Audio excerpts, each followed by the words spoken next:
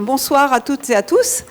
Donc ce soir, nous avons le plaisir d'accueillir Nathalie Palanque de La Brouille qui va nous parler de matière noire. Elle est directrice de recherche en cosmologie au CEA, en physique des particules.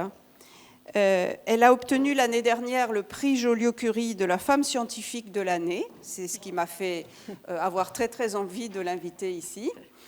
Elle participe à des expériences internationales de cosmologie, dont par exemple l'expérience DAISY, qui est basée aux États-Unis, qui cherche à obtenir de nouveaux résultats sur la matière noire et sur l'énergie noire. Donc elle est porte-parole pour toute l'expérience qui rassemble 650 personnes, donc voilà, c'est pas rien. Et puis elle m'a dit qu'elle aimait aussi beaucoup la diffusion des connaissances, qu'elle tenait ça très à cœur. Et voilà, donc ce soir elle va nous parler de plein feu sur la matière noire. Et en sortant d'ici, vous allez en savoir autant que moi sur la matière noire, j'espère. Merci.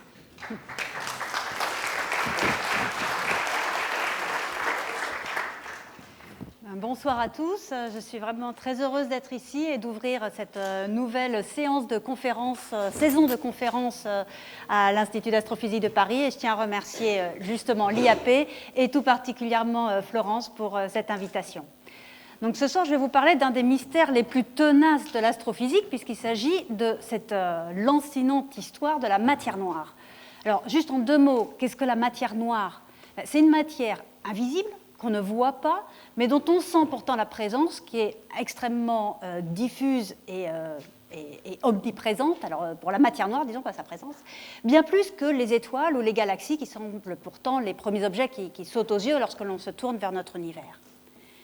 Alors, le plan de mon exposé de ce soir, je débuterai en rappelant les faits historiques qui ont conduit à la mise en évidence de matière noire. Alors certains de ces faits remontent à près d'un siècle, mais je tiens tout de même à les rappeler parce qu'ils sont toujours d'actualité encore aujourd'hui.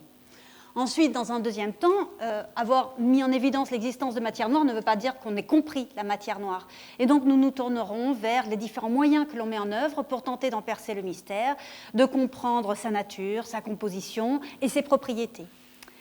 Enfin, je terminerai cet exposé en présentant brièvement une autre perspective, c'est-à-dire une perspective selon laquelle on ne s'intéresse plus tant aux observations elles-mêmes qu'à leur interprétation.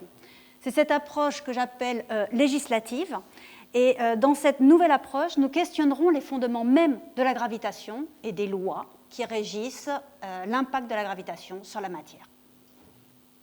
Alors, débutons avec ces faits historiques et commençons, comme je vous le disais, il y a presque un siècle, dans les années 1930. Cet astrophysicien suisse, Fritz Zwicky, s'intéresse au mouvement des galaxies dans l'amas de Coma et il regarde en particulier les vitesses à laquelle les différentes galaxies au sein de cet amas semblent se déplacer. Cette idée de regarder les vitesses est assez comparable à une mesure de vitesse de libération. Vous savez que pour envoyer une fusée dans l'espace, selon l'astre d'où vous lancez cette fusée, la vitesse que vous devez lui procurer est d'autant plus importante que l'astre est massif. Pour faire décoller une fusée de la Lune, vous n'avez pas besoin d'une vitesse aussi importante que pour faire décoller une fusée de la Terre.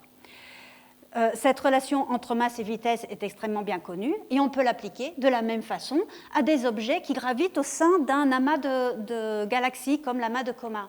Alors pourquoi ? Parce que si une de ces galaxies a une vitesse supérieure à la vitesse de libération de l'amas, oui. Je vais essayer, mais c'est vrai que j'ai tendance à parler très vite, alors je vais commencer moins vite et puis quand je redécolle, vous me ralentissez. Alors, les vitesses de ces galaxies, c'est le même principe que cette vitesse de libération. Si on observe une galaxie qui se déplace à une vitesse supérieure à la vitesse de libération de l'amas, alors elle s'échappe de l'amas et elle ne devrait plus continuer à tourner au sein de cet amas de galaxies. Alors, compte tenu des galaxies qui composent l'amas, il en estime les vitesses de libération de cet amas, alors attendez, voilà, ça y est, je trouvais le pointeur, qu'il estime à une vitesse de 80 km par seconde, ceci en prenant en compte la masse qu'il estime pour les différentes galaxies qui constituent cet amas. Or, les vitesses qu'il mesure pour les galaxies qui semblent appartenir à cet amas, ce sont des vitesses très nettement supérieures, de l'ordre de 1000 km par seconde. Rien à voir.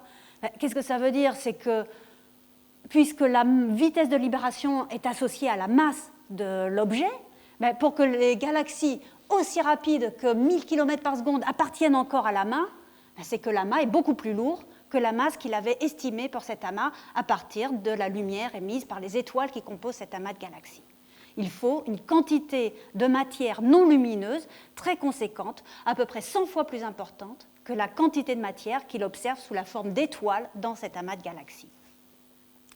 Alors, cette découverte est absolument spectaculaire, mais malheureusement, Fritz Zwicky avait des idées assez farfelues.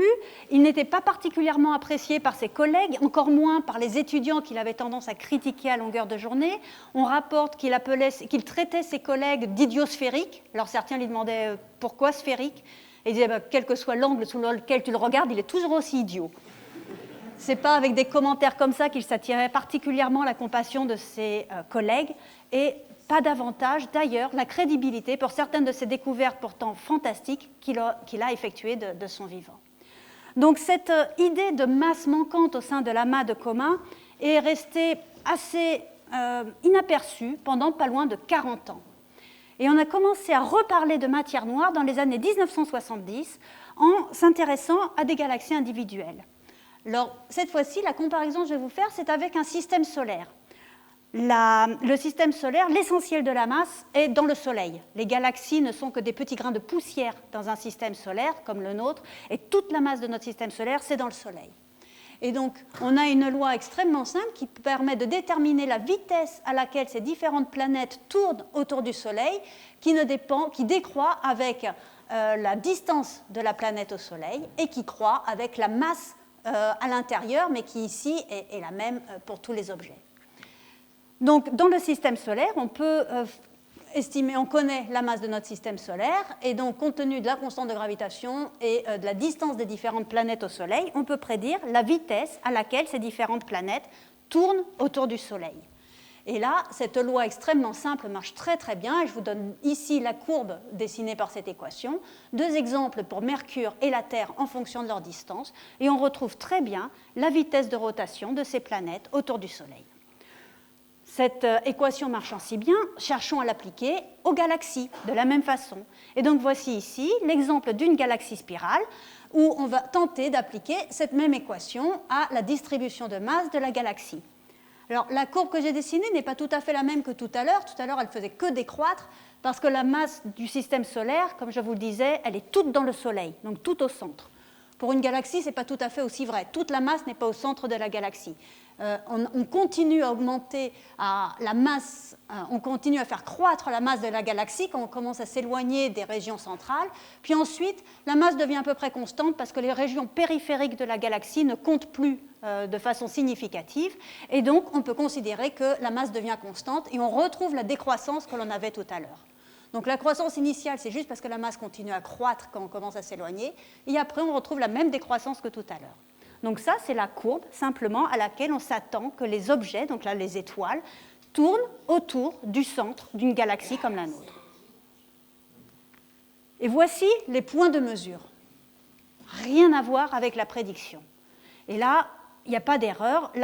L'équation théorique, on l'a testée dans le système solaire, elle marche extrêmement bien. Pourquoi ne marche-t-elle pas ici ? Alors, cette observation-là, c'est Vera Rubin dans les années 70 qui l'a effectuée pour la première fois et qui en vient à conclure que puisqu'on observe que les étoiles semblent tourner à des vitesses constantes au fur et à mesure que l'on s'éloigne du centre de la galaxie, c'est qu'une fois de plus, il faut invoquer une matière supplémentaire à celle que l'on voit et qui est représentée ici sous la forme d'un halo sombre dont la masse permettrait à ces vitesses de continuer à être constante alors que l'on s'éloigne bien au-delà des régions qui contiennent l'essentiel de la masse de la galaxie. Ceci est le cas pour les galaxies qu'a étudié Vera Rubin. Qu'en est-il pour notre propre galaxie ? Voici une simple image, c'est la même chose. On peut également mesurer les vitesses à laquelle les étoiles tournent autour du centre de notre galaxie. Et on observe là encore un grand désaccord qui nécessite l'invocation d'un halo de matière noire dont la masse sera à peu près 10 fois supérieure à la masse des étoiles qui composent la Voie lactée, notre galaxie. Continuons notre petit parcours historique. On est maintenant dans les années 1990. On s'intéresse à des amas de galaxies et l'on peut observer quelques photos absolument magnifiques comme celle-ci où autour de cet amas de galaxies, on observe des tas d'arcs qui semblent concentriques autour des amas de galaxies et qui ne sont rien d'autre que les images de galaxies situées derrière l'amas, déformées par un effet de loupe lié à la masse de l'amas en avant-plan. Donc ces arcs ici, on les appelle des lentilles gravitationnelles ou des arcs gravitationnels et qui sont des effets de déformation gravitationnelle à cause de la masse de l'amas. Alors je vous montre une petite illustration ici du fonctionnement de ces lentilles gravitationnelles. Donc vous avez ici une véritable lentille gravitationnelle dont l'effet est comparable à celui de loupe que l'on a si on pose une bille de verre sur une table et où on voit la table derrière la bille de verre qui est totalement déformée par l'effet de loupe de cette bille de verre. C'est la même idée qui s'applique ici. On a là la lentille gravitationnelle. Donc ce que j'appelle lentille, c'est une galaxie ou un amas de galaxies en avant-plan. Et voici la galaxie qui est située derrière cette lentille, telle qu'on la verrait normalement, et telle qu'on la voit déformée par l'effet gravitationnel de la lentille en avant-plan. Et donc la superposition de ces deux images-là vous donne ce que l'on observe effectivement lorsque l'on regarde cette région du ciel, où la galaxie en arrière-plan apparaît totalement déformée en raison de la masse en avant-plan. Et ce qui est intéressant, c'est que cette déformation permet d'estimer la masse de la galaxie en avant-plan ou de l'amas de galaxies. Et donc c'est ce qui est effectué sur ce cas ici. D'autres cas également, comme cette image-ci. Vous voyez de nouveau un amas de galaxies ici, donc une concentration de plusieurs galaxies, et des tas de petits arcs tout autour, beaucoup plus petits que ce que je vous ai montré tout à l'heure, mais tout aussi nombreux, qui sont ces déformations d'objets situés derrière l'amas de galaxies. Alors, quand l'on compare une fois de plus masse visible sous forme d'étoiles et masse gravitationnelle, qu'est-ce que l'on constate ? De nouveau un désaccord de l'ordre d'un facteur 100, comparable à ce qu'avait observé Fritz Zwicky 60 ans auparavant entre masse lumineuse et masse gravitationnelle. Donc il nous manque une grande quantité de matière qu'on ne voit pas et qui pourtant a une influence gravitationnelle indiscutable. Alors, tout ce que je vous ai montré jusqu'ici, ce sont des images en optique. Le spectre électromagnétique couvre bien plus que la simple fenêtre optique. En particulier, on peut observer cet amas de galaxies au moyen de rayons X. Et c'est particulièrement instructif parce que l'amas de galaxies, qui était juste un lot de galaxies isolées, quand on le regarde en rayon X, il est baigné d'une lumière intense et concentrique avec le centre de l'amas, que l'on voit ici en lumière bleue. Alors ce sont des fausses couleurs parce qu'il s'agit de rayons X, mais ce qu'il faut vraiment constater, c'est que ce ne sont plus des points isolés que l'on observe en rayons X, mais vraiment cet halo de lumière émise dans les rayons X et qui est représentatif d'une masse complémentaire qui vient d'un gaz ionisé qui englobe l'ensemble de l'amas de galaxies. On peut également comprendre les propriétés de ce gaz, qui a une masse non négligeable et qui est de fait 10 fois supérieure à la masse sous forme d'étoile dans cet amas de galaxies. Donc ça veut dire que les galaxies, ce n'est pas l'essentiel de la masse d'un amas de galaxies, le gaz qui entoure ces galaxies a une masse 10 fois supérieure. Alors est-ce qu'on est au bout de nos peines ? Ben non, parce que la masse que l'on cherche à trouver, c'est 100 fois plus que les étoiles. Donc on en a compris une partie, mais loin d'être l'essentiel de la masse d'un amas de galaxies. Et donc, en conclusion de ce petit rappel historique, qu'est-ce que l'on peut dire ? C'est que cette confrontation entre les modèles, les prédictions et les observations en astrophysique nous mène à conclure que tout ce que l'on a pu observer jusqu'ici, c'est-à-dire les étoiles, les galaxies, le gaz dont on vient de parler, également les objets plus courants comme les hippocampes ou les girafes, tout ceci ne constitue qu'une très faible fraction de la matière, 15% ou plus, et l'essentiel de la matière, 85% de la matière, est sous une forme non comprise encore de matière noire. Donc voici clairement plusieurs pistes indépendantes qui nous montrent la nécessité d'une grande quantité de matière noire dans l'univers qu'il nous reste à comprendre. Alors pendant vraiment des décennies, on a eu une piste très prometteuse pour l'explication de cette matière noire et qui nous vient de la physique des particules.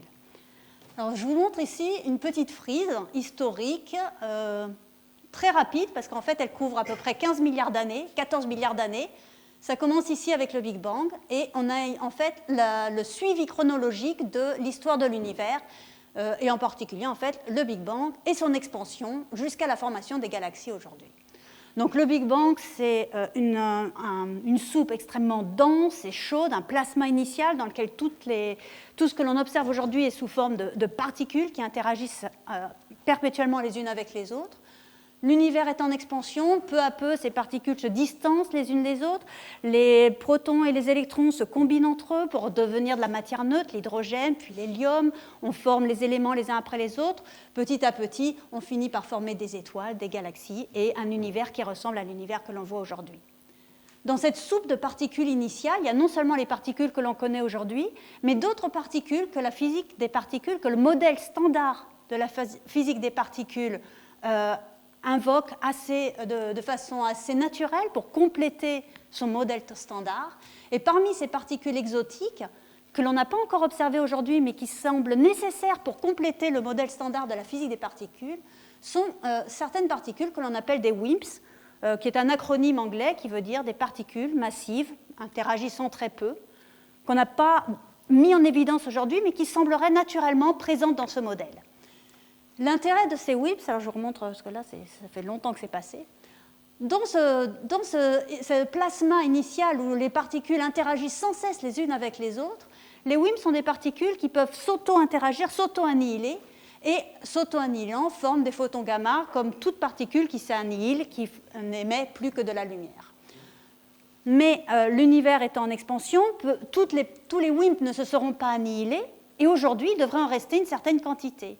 Et les calculs montrent que, de façon assez extraordinaire, la quantité de WIMP qui devrait rester aujourd'hui colle assez bien, un facteur, alors quand on dit assez bien, ce n'est pas 10%, hein, ça pourrait être un facteur 2, un facteur 10, mais les ordres de grandeur sont tels que c'est quand même extrêmement satisfaisant de voir qu'on a une particule qu'on a invoquée pour des raisons purement théoriques qui pourrait expliquer parfaitement la matière noire que l'on a mise en évidence au niveau de la physique de l'astrophysique. Alors, ces WIMPs, cherchons à les créer, à voir si on peut effectivement les observer, puisqu'ils viennent de la théorie de la physique des particules. C'est en particulier la physique des particules qui va chercher à créer ces objets pour pouvoir confirmer leur existence. En particulier, donc, je vous montre ici une photo du CERN où a été créé le LHC, cet immense accélérateur de particules. Vous avez ici la photo de l'un des détecteurs qui étudie les particules qui sont créées dans cet anneau d'accélération lors des collisions. Le LHC a fait de très belles découvertes. En particulier, vous avez peut-être entendu parler du boson de Higgs qui a été découvert dans les années 2008, oui, c'est ça, peu après, 2008. Mais à ce jour, aucune trace de WIMPs dans l'accélérateur du LHC. À défaut d'avoir réussi à les créer, on va voir si on a réussi à mettre en évidence ces WIMPs qui devraient s'accumuler dans les régions denses, comme par exemple le halo de notre propre galaxie. Alors pour détecter des WIMPs, on doit faire appel à des détecteurs extrêmement sensibles, parce que je vous ai dit, l'acronyme signifie interagissant faiblement. Donc ça veut dire que pour aller les mettre en évidence, il va falloir des techniques particulièrement subtiles. Donc on doit utiliser des gros détecteurs, puisqu'ils n'interagissent pas très souvent. On doit aussi s'affranchir de tout ce qui est bruit de fond environnant, donc en particulier de la radioactivité environnante qui pourrait créer des signaux comparables à ceux des WIMPs. Donc juste pour vous donner quelques exemples ici, ces détecteurs sont sensibles à une élévation de température lorsque le WIMP interagit sur un noyau du détecteur de quelques millionièmes de degrés. On doit également s'affranchir d'un facteur de plusieurs ordres de grandeur aujourd'hui par rapport à la radioactivité environnante. Et donc pour ce faire, non seulement on a des techniques élaborées, mais en plus de ça, on fait ces observations dans des souterrains sous la montagne pour que la roche de la montagne arrête la plupart des rayonnements qui pourraient interagir au sein de nos détecteurs. Mais aujourd'hui, pas la moindre trace de WIMPs dans aucune des expériences de ce type. Je vous ai quand même mentionné qu'il y aura aussi des espoirs, donc pas que des déconvenus. Donc voyons quels sont ces espoirs de découverte de la matière noire dans les observations en astrophysique. Alors, les WIMPs, je vous rappelle, ils s'auto-annihilent, ça veut dire que quand ils interagissent entre eux, ils produisent des photons gamma. À défaut d'avoir réussi à mettre en évidence ces WIMPs, voyons si on n'arriverait pas à mettre en évidence un flot de photons gamma quelque part dans l'univers qui pourrait être la signature de l'interaction des WIMPs entre eux. Alors, où est-ce qu'on peut essayer d'avoir une chance d'observer de telles collisions? Dans les régions où les WIMP seront assez nombreux, puisqu'ils ne sont quand même pas très nombreux aujourd'hui. Donc, la seule propriété que l'on sache de ces WIMP, c'est que si on veut qu'ils constituent la matière noire, il faut qu'ils interagissent gravitationnellement. Donc, s'ils interagissent gravitationnellement, là où la gravité est plus forte, on doit en trouver. La gravité, où est-ce qu'on a une trace plus importante? C'est dans les régions les plus denses, donc dans le centre de la Terre, dans le centre des galaxies. Et c'est là qu'on va essayer de voir si on peut trouver des WIMPs. Et donc, ces photons gamma qui seraient émis lors de l'annihilation des WIMPs.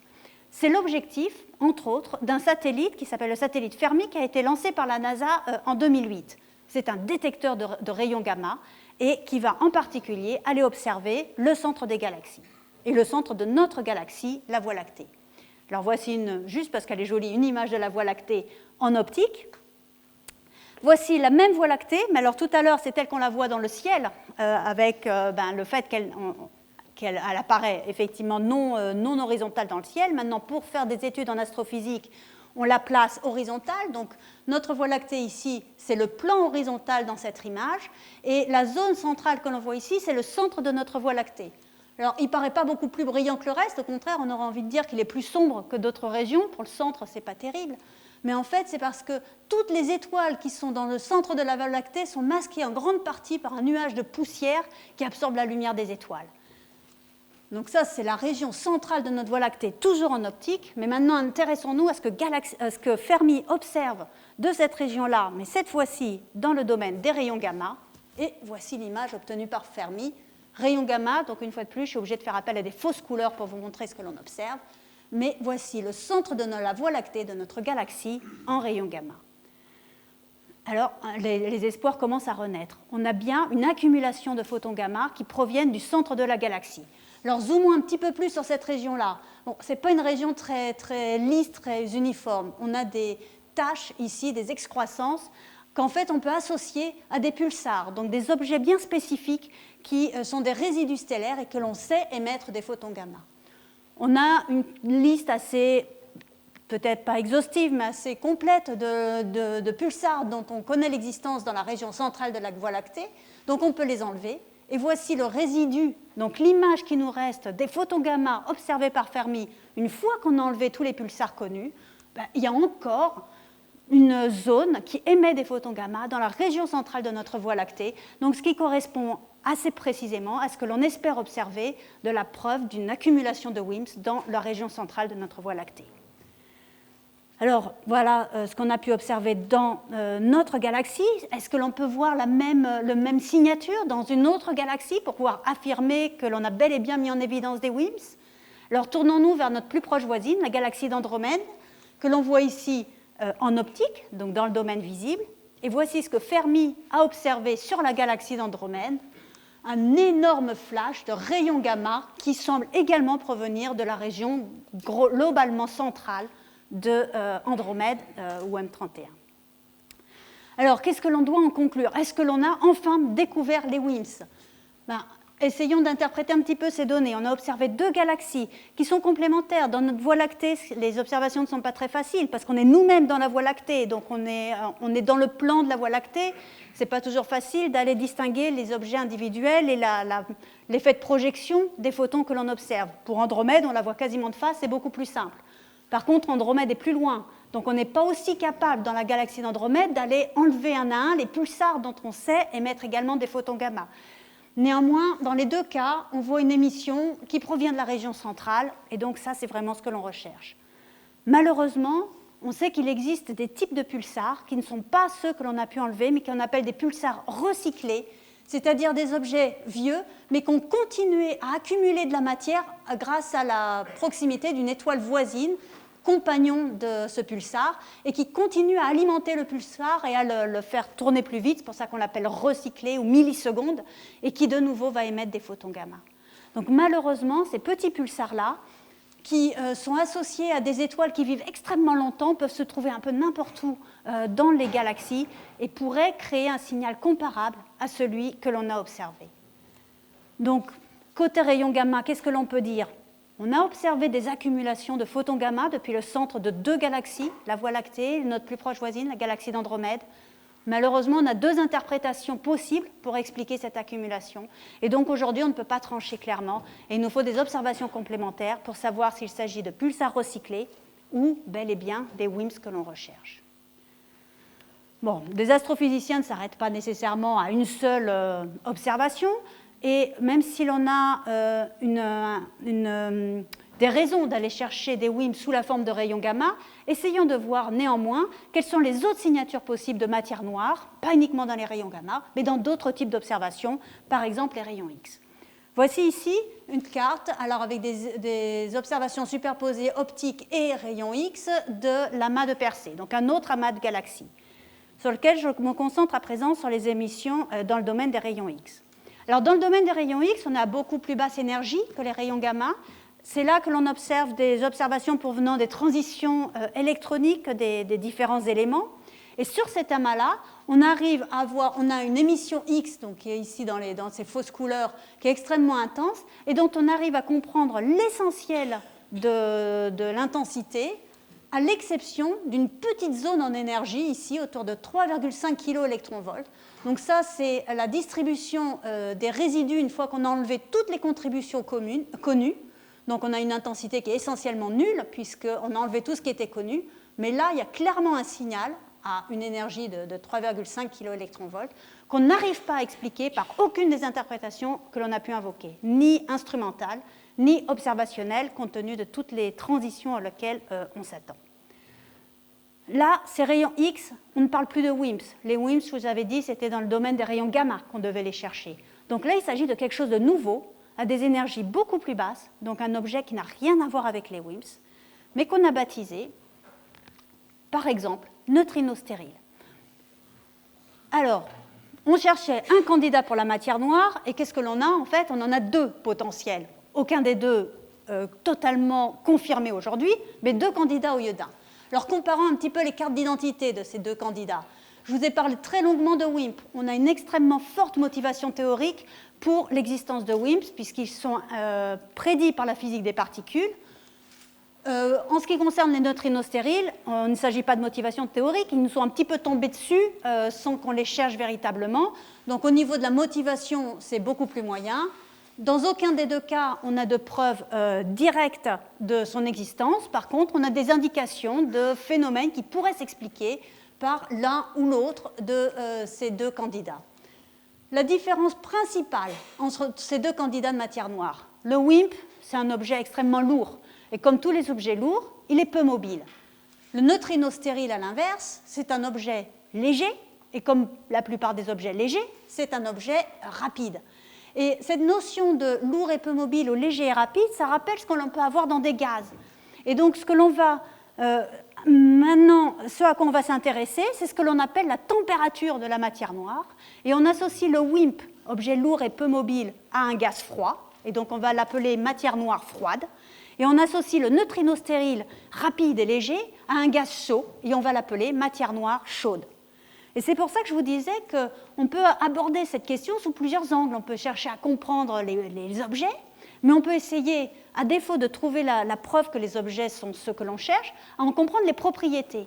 Et donc là, vous voyez qu'il y a une propriété quand même très différente pour les 2 objets. Dans un cas, un gaz froid, dans l'autre cas, un gaz chaud. Et on va maintenant s'intéresser à l'impact de ces 2 propriétés sur l'astrophysique au sens large. Alors, comment différencier ces 2 types de gaz ou ces 2 types de particules? Ce que je vais vous montrer là, ce sont des simulations de l'univers qui démarrent très tôt dans l'histoire de l'univers, où tout est homogène, isotrope. Il n'y a pas encore les grains qui vont former les galaxies, mais on va laisser ces 2 univers évoluer pour former les galaxies que l'on observe aujourd'hui. Dans un cas à gauche, où toute la matière noire sera froide, dans l'autre cas à droite, où toute la matière noire serait au contraire chaude. Alors voyons comment évoluent ces 2 univers. Est-ce que je peux les faire évoluer? Oui.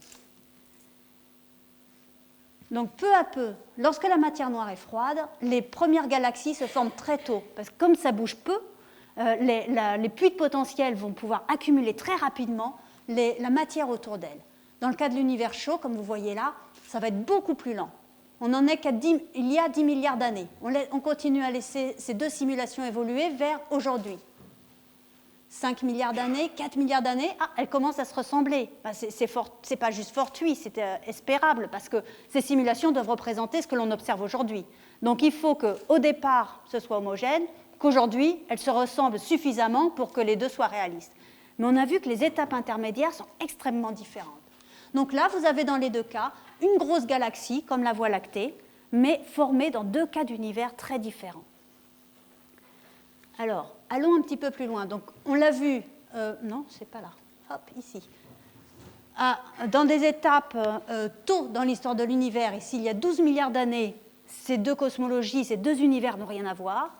Aujourd'hui, on a une galaxie qui est assez comparable dans les deux cas de figure.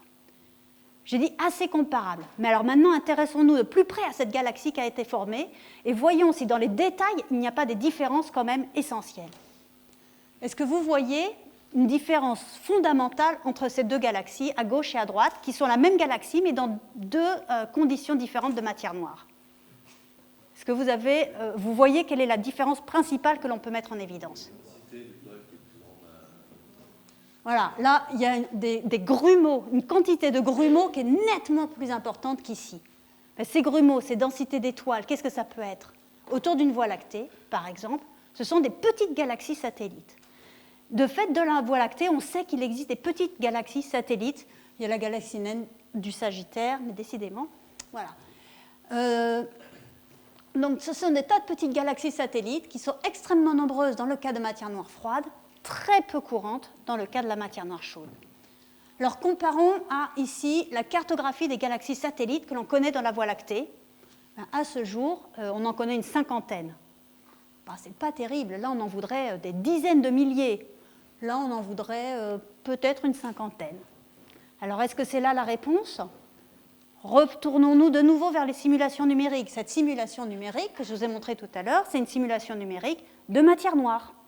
Maintenant, regardons la composante étoile de cette simulation numérique. Parce que nous, les galaxies satellites que l'on observe, on les observe parce qu'elles contiennent des étoiles. Donc, est-ce que les étoiles sont présentes dans chacun de ces petits grumeaux? Voici la distribution des étoiles dans cette même simulation. Mince, les grumeaux, il n'y en a finalement pas beaucoup qui vont accumuler les étoiles et qui vont donner naissance à des petites galaxies satellites. Donc, une fois de plus, la conclusion est un petit peu délicate. Certes, le nombre de galaxies satellites visibles dans notre Voie lactée, par exemple, est nettement inférieur à celle qui est prédite pour le cas de la matière noire froide. Mais la matière noire, ce ne sont pas les étoiles. Or, côté étoiles, là, on est beaucoup plus proche des observations de la Voie lactée. Néanmoins, il faut prendre en compte le fait qu'on est limité. Ces petites galaxies satellites, elles sont petites justement, elles sont très peu lumineuses, très peu visibles. Donc il nous faut des instruments de plus en plus sensibles pour arriver à les mettre en évidence, à les détecter, à les observer. Et de fait, il y a, je dirais, 20 ans, on en connaissait une ou deux des galaxies satellites. Aujourd'hui, on en a une cinquantaine. Lorsque l'on va avoir des télescopes de plus en plus performants, qui sait si on ne va pas finalement découvrir des milliers de galaxies satellites, et auquel cas, on est limité par un biais observationnel aujourd'hui. Donc, on a une indication, là encore, mais qui est un petit peu difficile à mettre en évidence au vu des techniques d'aujourd'hui. Alors, allons à plus grande échelle. Je vous ai montré tout à l'heure cette simulation. Vous voyez qu'à très grande échelle, on s'attend quand même à des évolutions de l'univers qui sont suffisamment différentes pour qu'on puisse tenter de chercher à les mettre en évidence. Alors voici une distribution de galaxies, une photo de galaxies par le Hubble Space Telescope, donc un des télescopes les plus performants pour observer l'univers lointain. Mais là, c'est ce à quoi on s'attend quand on observe des galaxies. Maintenant, toute cette région-là, c'est ce petit carré-ci de cette carte de distribution des galaxies observée par un autre instrument, mais où là, chacun des petits points, c'est une galaxie, et vous voyez en fait la distribution des galaxies à bien plus grande échelle que ce qui est montré dans l'image de droite. Et donc, à bien plus grande échelle, qu'est-ce que l'on observe? Alors, ce ne sont plus les galaxies individuelles, mais ce qui est intéressant, c'est que l'on voit que les galaxies se sont créées sur des filaments, qu'il y a une structure dans l'univers, que ces galaxies ne sont pas aléatoires, ne sont pas uniformément réparties dans l'univers, mais selon des structures, des filaments que l'on peut mettre en évidence. Et justement, ces filaments, on s'attend à ce que leur distribution soit différente selon que l'on soit dans un univers avec de la matière noire froide ou dans un univers avec de la matière noire chaude. Globalement, à très grande échelle, la distribution est la même, mais si on regarde ce qui se passe à petite échelle, les filaments ont l'air beaucoup plus nettoyés lorsque la matière est chaude, ce qui est assez normal, d'ailleurs on le comprend intuitivement, si la matière se déplace beaucoup, elle ne va pas arriver à s'accumuler pour former des galaxies, et donc ça va faire un effet de lissage sur la distribution des galaxies dans l'univers. Et justement, ce lissage, on peut essayer de le mesurer avec un instrument comme celui-ci. Donc là, un télescope, là, un quasar. Un quasar, c'est un des objets les plus lumineux qui existent dans l'univers. C'est un trou noir central de plusieurs millions de fois la masse du Soleil, autour duquel gravite un disque d'accrétion, donc de la matière qui tombe sur ce trou noir, se réémet dans des jets perpendiculairement à ce disque d'accrétion. Et les trous noirs sont tellement lumineux que ce sont les objets les plus lointains que l'on arrive à voir dans l'univers. Et l'intérêt d'observer ces trous noirs, c'est que non seulement ils sont très lumineux, ils sont très lointains. Donc la lumière qui nous parvient de ces quasars a traversé l'essentiel de la structure de l'univers pour parvenir jusqu'à l'observateur. Cet univers est essentiellement composé de gaz, d'hydrogène. Je parle au niveau de la matière visible. La matière noire, on espère que la distribution est comparable, justement. On utilise l'hydrogène, le gaz, comme traceur de la matière noire. Mais la matière noire, on ne la voit pas. C'est bien le problème de la matière noire. Mais l'hydrogène, lui, on peut le voir. Pourquoi? Mais parce que, c'est de la physique assez simple ici. Une des transitions fondamentales de l'hydrogène s'appelle la transition Lyman-alpha. C'est juste un changement de niveau électronique dans l'hydrogène. Cette transition Lyman-alpha, on la voit en émission dans le quasar. Ça, c'est la signature de l'hydrogène contenue dans le quasar. On la voit en absorption dans l'hydrogène. Et comme l'univers est en expansion, cette transition qui se produit à une longueur d'onde parfaitement déterminée est décalée vers le rouge en raison de l'expansion de l'univers, comme par un effet Doppler, et elle est d'autant plus décalée que l'objet qui absorbe ou qui émet est lointain. Et donc en fait, cette absorption qui cause tous ces petits creux ici, ou l'émission ici par le quasar lointain, ça nous retrace toute l'historique de la distribution de l'hydrogène dans l'univers, jusqu'au quasar. Donc toutes les petites absorptions ici, ce sont les absorptions par l'hydrogène dont la position en longueur d'onde nous donne directement la distance de l'objet. Donc on a ici une carte à une dimension le long de la ligne de visée de la distribution de l'hydrogène dans l'univers. Ici c'est à une dimension, mais si on regarde plein de quasars différents, on construit les deux autres dimensions qui nous manquaient, les dimensions transverses, et donc on arrive avec cette observation du spectre des quasars à reconstruire la carte à 3 dimensions de l'hydrogène dans l'univers, donc de l'essentiel du gaz dans l'univers, et on espère par conséquent également de la matière noire dans l'univers, alors que la matière noire, on ne peut pas la voir. Donc j'ai juste un petit film ici qui vous montre le spectre que l'on aurait du quasar avec son émission Lyman-alpha ici en l'absence d'absorption. Vous avez le quasar ici, donc dans ce film que je vais tourner dans une seconde, on va voir la lumière qui est émise par le quasar traverser successivement différentes densités d'hydrogène, et à chaque fois qu'elle va traverser une densité importante d'hydrogène, on va voir les absorptions se créer à la gauche de l'émission Lyman-alpha, puisque ces nuages sont nécessairement toujours plus près de nous, et vous allez voir se construire ce qu'on appelle la forêt Lyman-alpha le long de la ligne de visée du quasar. Donc voici, comme promis, à gauche de l'émission Lyman-alpha du quasar, vous voyez ces absorptions qui continuent à se créer au fur et à mesure. Lorsque l'on traverse une surdensité particulièrement importante d'hydrogène, l'absorption peut même être complètement saturée, puis elle continue à créer cette forêt d'absorption ici. Cette forêt d'absorption nous permet de reconstruire la carte à 3 dimensions et que l'on va donc comparer aux simulations numériques pour savoir à quel candidat matière noire, puisque c'est bien de ça dont il s'agit, elle est le plus comparable. Donc, on va avoir nos observations des quasars, nos simulations numériques. Alors ici, un cas extrêmement extrême de neutrinos stériles très très légers. Évidemment, l'univers ne ressemblant pas à ça, on sait que ces cas extrêmes sont exclus, mais c'est juste pour vous montrer le cas extrême. Là, c'est pour la matière noire froide, donc le cas typique que l'on attend si la matière noire est sous forme de WIMP.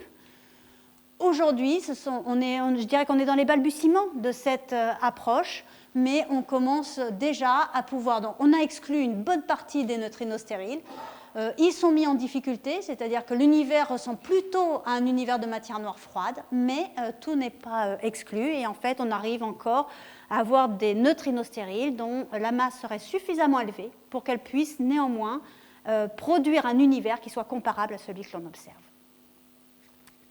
Je vous laisse souffler une seconde et on va aborder la dernière partie, c'est-à-dire la solution que j'ai appelée législative.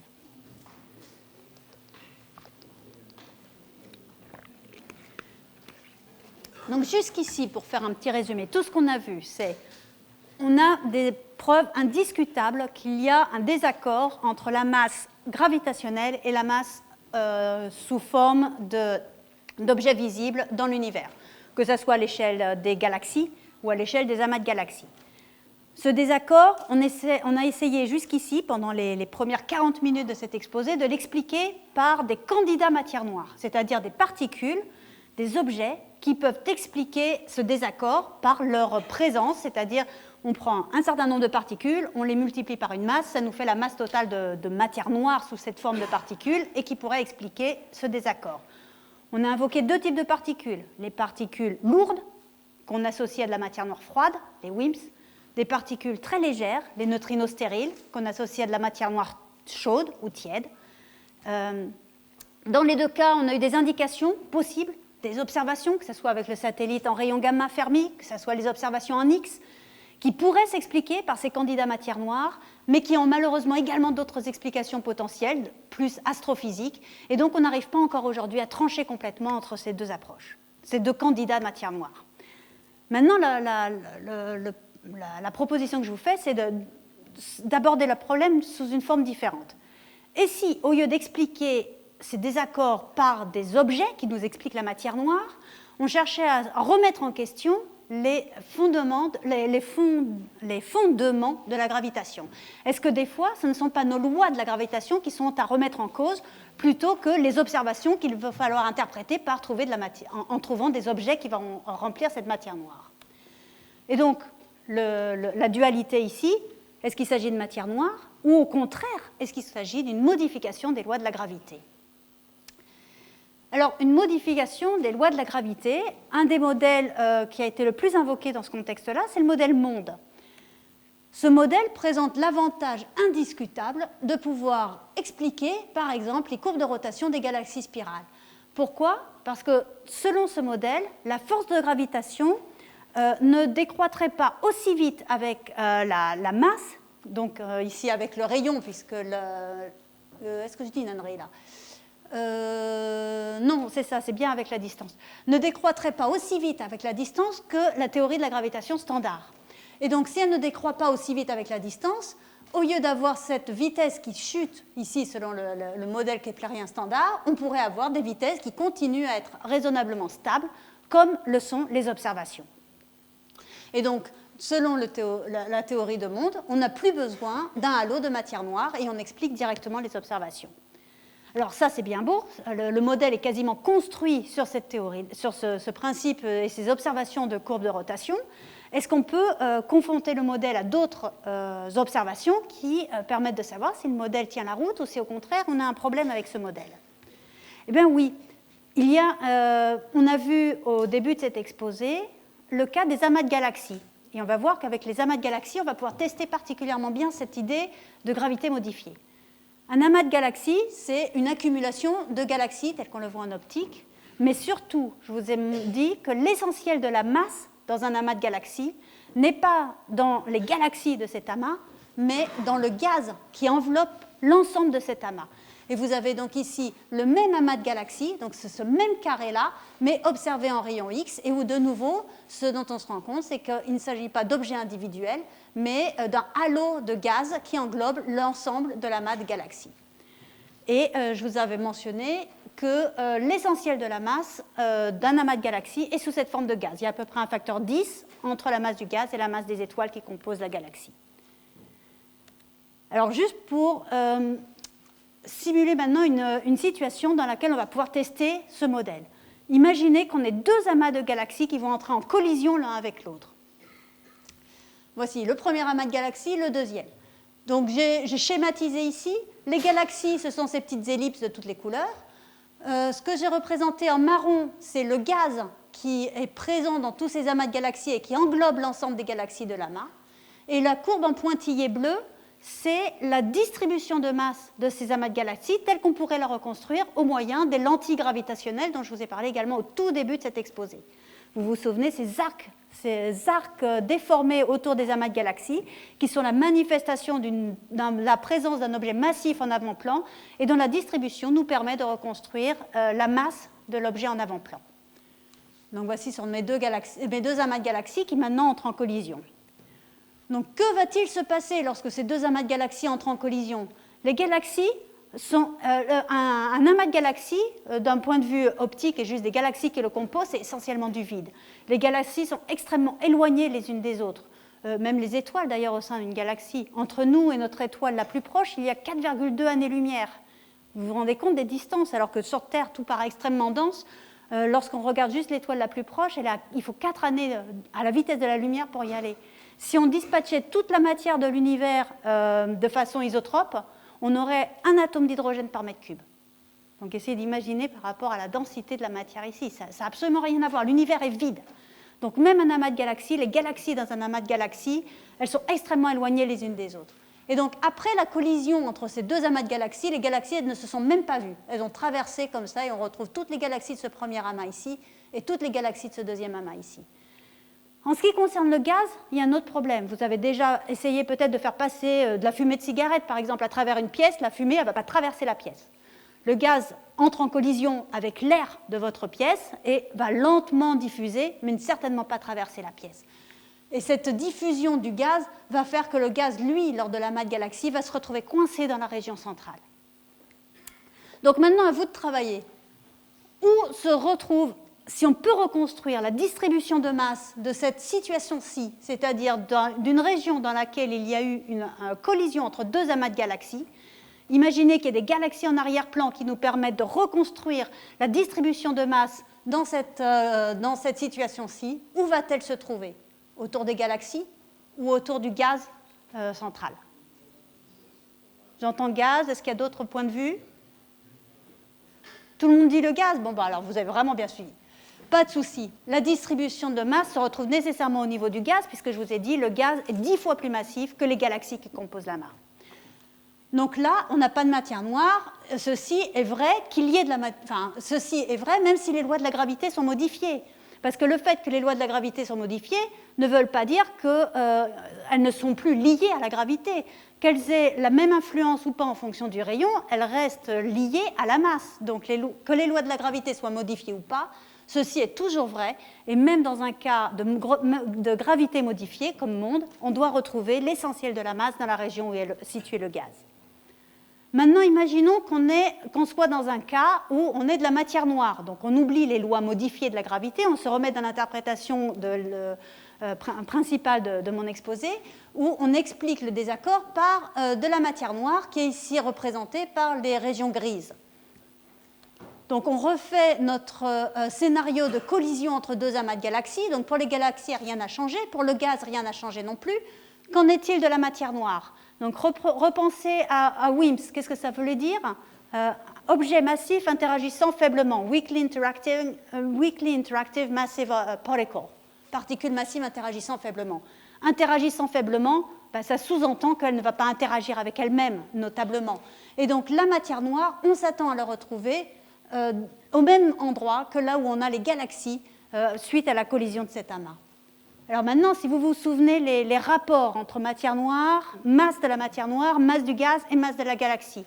Dans cette configuration-ci, où s'attend-on à retrouver l'essentiel de la masse?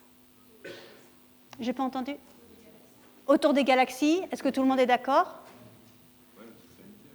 Oui, bien sûr, autour de la matière noire et donc autour des galaxies. On a là une situation qui nous montre clairement qu'on va pouvoir essayer il nous faut trouver cette situation-là dans l'univers et on va pouvoir conclure. Miraculeusement, on a plusieurs cas aujourd'hui où on a la preuve que deux amas de galaxies sont entrés en collision. Et voici un des premières observations de ce type qu'on appelle le bullet cluster. Vous avez là un premier amas de galaxies, un deuxième amas de galaxies ici, et en rouge, ce sont les régions dans lesquelles on a pu observer grâce aux rayons X la localisation du gaz. Vu la forme ici du gaz, on sait que l'amas de galaxies de droite est entré en collision et est en déplacement dans le sens de la flèche ici. Reste maintenant à faire une reconstruction des régions de masse autour de cette collision d'amas de galaxies. Je les représente ici en bleu. Et ce que vous voyez, c'est que la masse est située essentiellement autour des galaxies. Donc ce que ça veut dire, c'est que le décalage que l'on a entre les régions de masse et les régions de gaz ne peut pas s'expliquer purement avec de la gravité modifiée. Ce décalage-là veut vraiment dire qu'on a, a priori dans ce système-ci, des particules de matière noire qui permettent aux régions massives de se situer comme les galaxies et non pas comme l'est le gaz.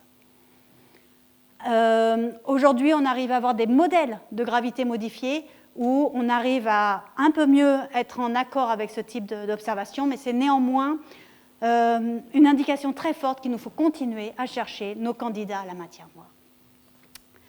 Alors voilà, je suis désolée d'avoir parlé certainement encore beaucoup plus vite que vous ne l'auriez souhaité, mais je vous fais un petit résumé ici, comme on l'a vu. L'essentiel de la matière, pour 85% d'entre elles, semble être constitué d'une forme de matière noire, peut-être de modification en loi de la gravité, mais aujourd'hui, on a quand même de forts indices pour une existence d'une grande quantité de matière noire. On a des pistes sur plusieurs types de candidats, sans conclusion totalement fiable aujourd'hui, à moins que ce soit un mélange des deux, mais auquel cas, il faudrait vraiment trouver des candidats de matière noire très exotiques pour pouvoir expliquer que non seulement on est de la matière noire, mais qu'en plus de ça, elle arrive à la fois à avoir des propriétés qui ressemblent à de la matière noire chaude et à de la matière noire froide. Et sinon, comme Françoise vous le disait au début, j'aime beaucoup faire de la communication vers le grand public. Et si vous voulez d'autres anecdotes sur l'univers, vous pouvez en particulier en retrouver dans ce recueil d'histoires sur différents regards sur l'univers. Merci pour votre attention et bonne soirée.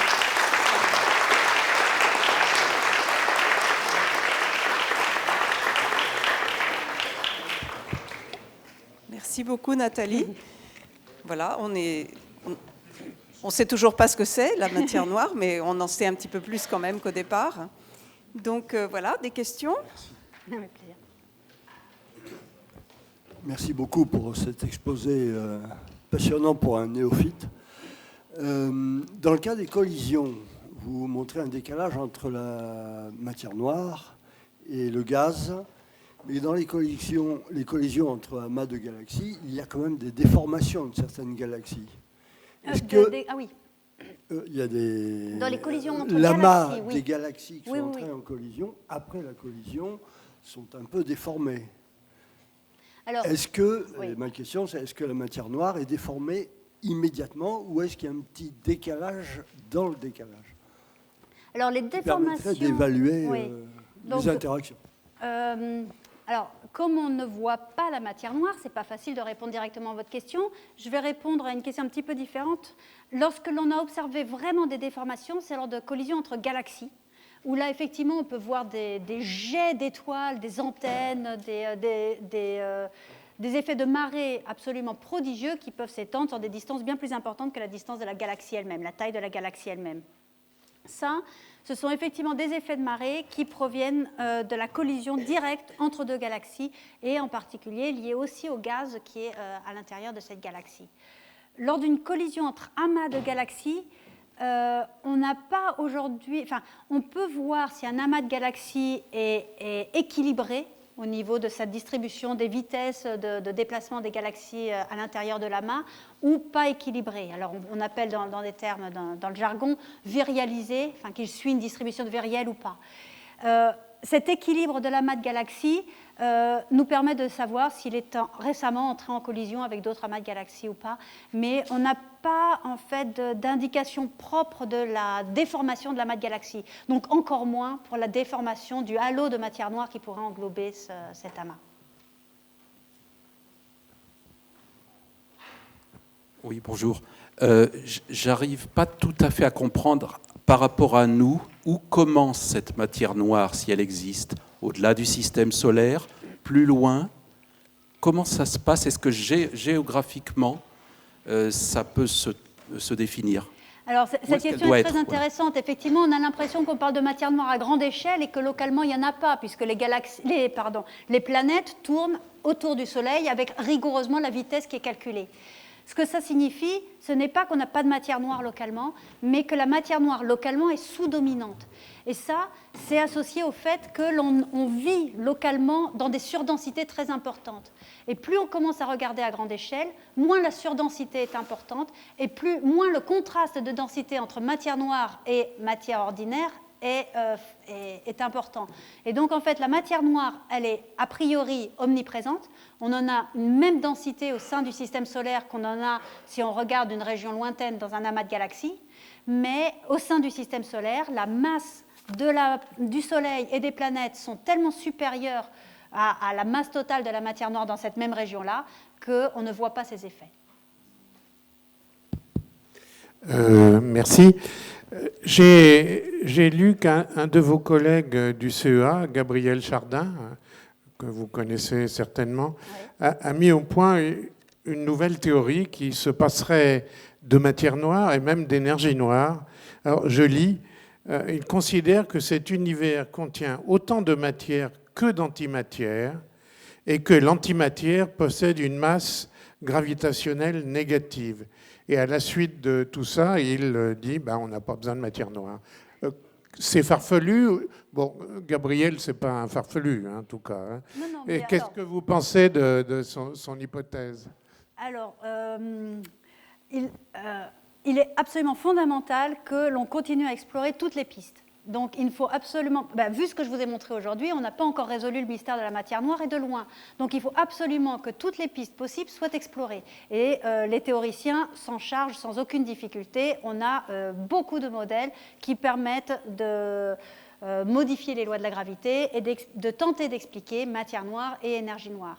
La théorie Gabriel Chardin, effectivement, est une théorie quand même particulièrement originale parce qu'essentiellement, son univers est vide. Il a la même quantité de matière et d'antimatière, donc en moyenne, il a un univers vide. Ce qui pose quand même il a des hypothèses très très fortes sous sa théorie. Non seulement il a un univers vide, mais en plus il est obligé d'avoir une antimatière qui antigravite. Il y a des expériences aujourd'hui qui sont en cours de développement pour voir si l'antimatière gravite, c'est-à-dire tombe, ou antigravite, c'est-à-dire s'envole. Ces expériences... Absolument. Au CERN, il y a plusieurs expériences qui cherchent à voir si l'antimatière, donc déjà il faut créer de l'antimatière, donc de l'antihydrogène par exemple, il faut absolument qu'elle soit neutre, cette antimatière, parce que sinon toutes les forces électrostatiques vont dominer totalement sur la force de gravité. Ralentir de la matière neutre pour qu'elle n'ait plus de déplacement intrinsèque, c'est très difficile. Donc ces expériences, ça fait déjà une dizaine d'années qu'on essaie de les mettre en place. Elles progressent, elles n'en sont pas encore à nous dire si l'antimatière gravite ou antigravite. Donc, on ne peut pas aujourd'hui dire qu'on a une preuve quelconque qui va dans le sens de la théorie de Gabriel Chardin. C'est une théorie intéressante qui est, je dirais, qui est quand même très farfelue. Il n'y a pas grand monde aujourd'hui qui croit, dur comme fer, que cette théorie va expliquer les observations. Mais il faut l'explorer, il faut tester ces modèles d'antigravité et puis voir ce que ça donne. Merci. Oui, bonjour madame. Bonsoir plutôt. Je voulais savoir si Euclide, qui va être lancé théoriquement en 2020 et va explorer une certaine période de l'univers, pourra montrer des images dont la morphologie pourra dire si c'est plutôt de la matière froide ou de la matière noire tiède. D'abord, oui. Je peux poser une autre question ? Bien sûr. Apparemment, la solution, avec ce que vous avez dit sur les amas de galaxies, leur collision, oriente plus vers une solution ontologique que législative, disons. Dans ce cadre, il faut revenir au début de l'univers, voir dans les particules, les tout premiers instants de l'univers. Est-ce que dans ce cadre-là, il y a eu des modèles qui mettent en relation des trous noirs primitifs et la matière noire, et si oui, lesquels ? Alors, votre question, c'est quasiment l'année complète de conférence jusqu'à la fin de l'année. Donc, je vais essayer d'aborder quelques points, mais je ne vais pas pouvoir répondre dans l'intégralité. Donc, effectivement, je vous ai montré que le modèle le plus simple de gravité modifiée est exclu par cette collision d'amas de galaxies. Il y a des modèles beaucoup plus complexes qui ne sont pas exclus de façon aussi flagrante que celui que je vous ai montré là. Donc dès lors qu'on se tourne vers une formulation où on cherche des candidats matière noire, il faut effectivement se tourner vers la physique des particules, vers les premiers instants où on espère que toutes ces particules aient coexisté. Le WIMP est un des cas. Le neutrino stérile, c'est une autre particule qui, elle, a pu être créée ultérieurement dans l'histoire de l'univers parce qu'elle est créée à partir de particules déjà existantes. On a beaucoup d'autres modèles de particules qui sont aujourd'hui invoqués, surtout depuis que les WIMPs n'ont pas eu les retombées qu'on attendait. Le miracle WIMP et l'explication de toute la matière noire sous la forme des WIMPs qui a perduré pendant plusieurs décennies et qui ne s'est pas vu concrétiser puisqu'on n'a pas découvert les WIMPs ni au LHC ni dans ces détecteurs de WIMPs, on se tourne aujourd'hui vers d'autres candidats. Donc les neutrinos stériles en sont un. Je vais juste donner quelques exemples. On parle de matière noire, de fuzzy dark matter, on parle d'actions qui pourraient aussi être des particules qui expliqueraient la matière noire. Ce sont des candidats plus récents, qu'on avait pu avoir invoqués plus tôt, mais devant la suprématie WIMP, on ne les avait pas explorés. Donc aujourd'hui, on cherche à voir si ces nouveaux candidats de particules pourraient expliquer la matière noire ou pas. On les sonde en particulier par leurs propriétés thermiques, c'est-à-dire effectivement par les études pour voir si la matière noire semblait plutôt froide ou plutôt chaude, et ces candidats se classent dans ces différentes catégories-là. Donc oui, on se tourne vers les premiers instants, les candidats de particules, et il y a vraiment un champ d'exploration qui est très très vaste sur ce plan-là.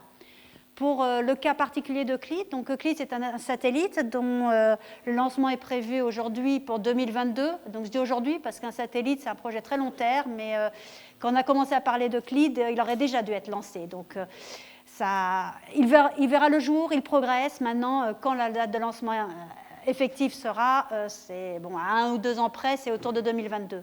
Un des objectifs fondamentaux d'Euclide, c'est de sonder la matière noire et l'énergie noire. Effectivement, en s'intéressant à une période particulière de l'univers, juste parce qu'il s'intéresse à des objets donnés qu'on observe à une distance particulière. Et comme la lumière se propage à vitesse finie, observer des objets à une distance donnée, ça veut dire en fait les observer dans le passé à une époque donnée. Donc oui, Euclide s'intéresse à une époque particulière dans l'histoire de l'univers.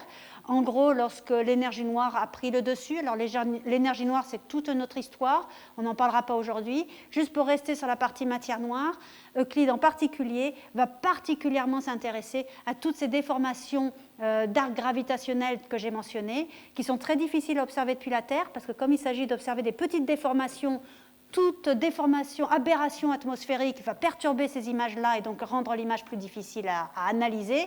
Dans l'espace, on n'a plus d'atmosphère, donc c'est l'endroit idéal pour faire ces mesures de déformation gravitationnelle. Donc Euclide est vraiment l'instrument idéal pour faire ces mesures de déformation gravitationnelle et par conséquent des mesures de masse d'un grand nombre d'amas de galaxies et qu'on va pouvoir de nouveau confronter à la partie visuelle, à des théories qui vont modéliser cet amas de façon beaucoup plus fine et on aura des images beaucoup plus précises et donc, espérons-le, on va pouvoir affiner nos théories de la gravité, de gravité modifiée ou de matière noire sur ces différentes observations. Voilà, je pense que je m'arrêtais là parce que vos questions couvrent un domaine très très vaste. Bonsoir. Bonsoir. J'ai une question qui rejoint un peu la question géographique qui a été posée tout à l'heure parce que j'ai entendu qu'on avait observé des galaxies qui étaient dépourvues de matière noire. Donc, c'est le cas, je suis content de votre confirmation déjà. Et comment ça a été détecté déjà et quelles sont les premières pistes d'explication sur ces galaxies qui sont manifestement dépourvues de matière noire? Alors, comment on peut savoir si une galaxie est dépourvue ou pas de matière noire?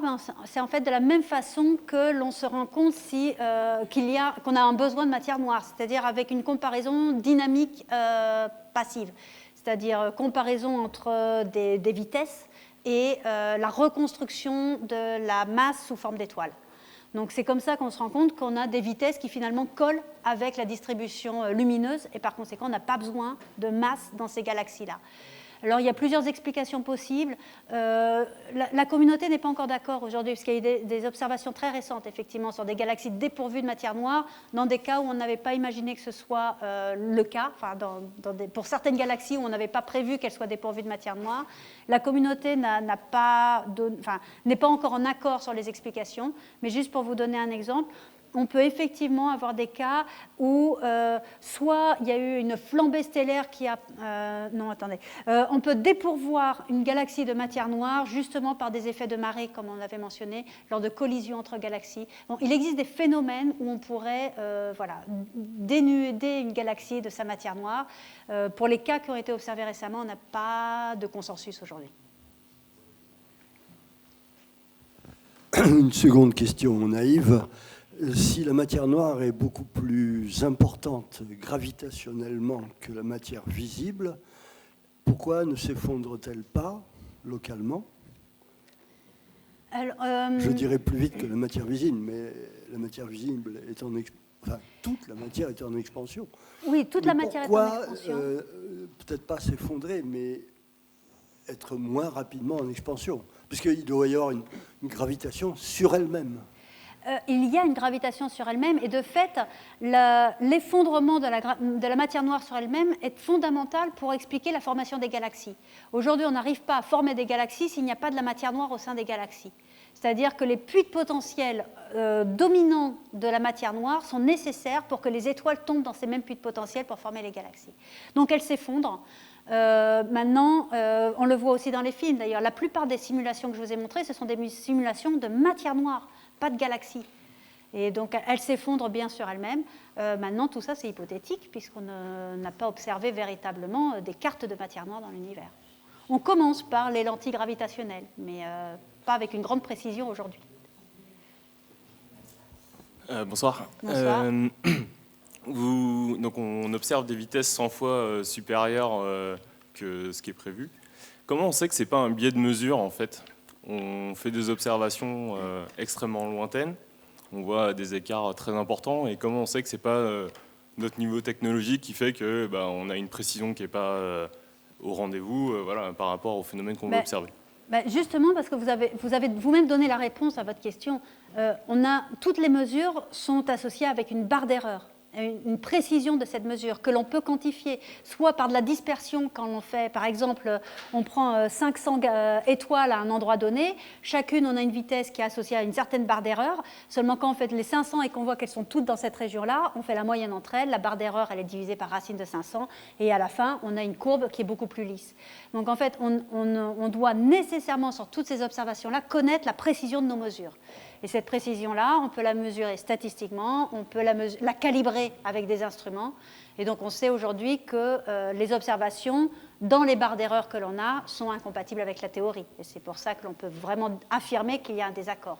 Sinon, bien entendu, on pourrait avoir des observations qui soient complètement farfelues, mais si les barres d'erreur englobent la théorie, ça ne serait pas une découverte.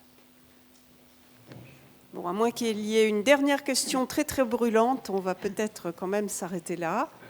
Non ? Alors merci beaucoup Nathalie.